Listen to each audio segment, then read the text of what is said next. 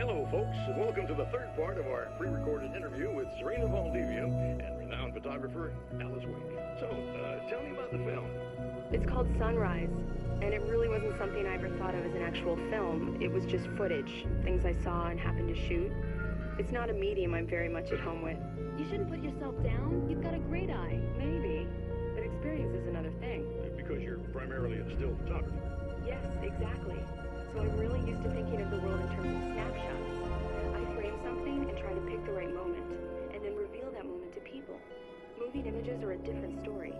I'm still learning a lot about it, to be honest. So, this is a new thing for you? Or maybe I'm just a slow learner. But showing it like this is definitely a new step for me. It's a little weird taking something this intimate and showing it to everybody.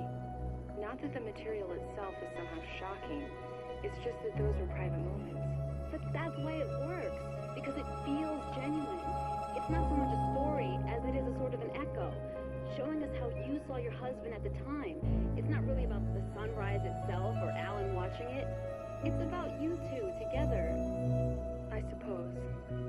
It's funny looking at it now, especially now that it's been edited like that. It takes on a life of its own almost. It's a kind of a fantasy. Well, there's nothing wrong with that. No, you're right. I'm glad you talked me into it.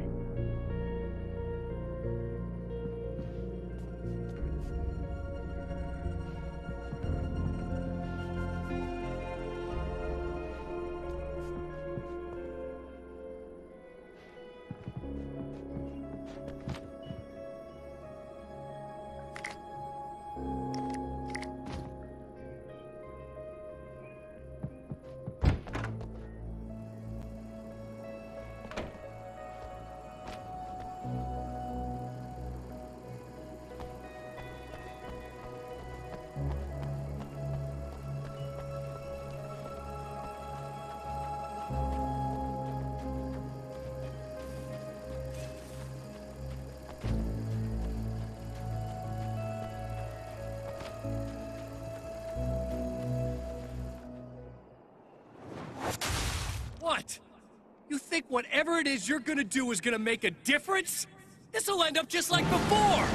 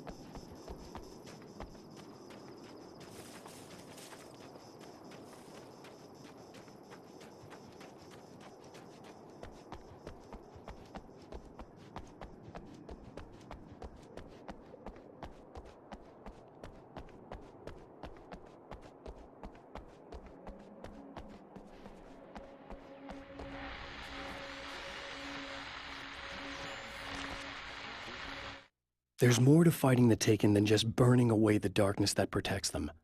When I'm fighting for my life, I find myself slipping into a state of intense concentration that makes the beam of my flashlight seem more powerful and focused.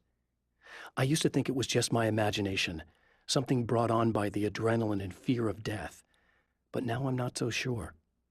I've been touched by powers that I can't begin to truly comprehend. And they've left a mark. I'm starting to think this might be a part of it.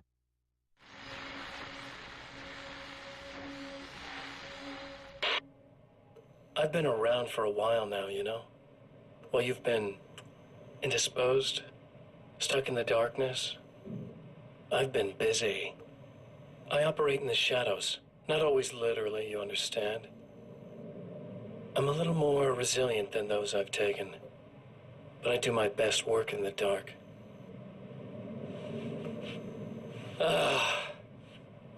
And there's so much darkness out there. It goes deep. And the things that live in it are vast, big bastards. They don't mind getting a little bit of elbow room. All that chaos and madness, it doesn't really do that much down there. It's like pouring a glass of water into the ocean, right? But up here, yeah, you can really make an impact.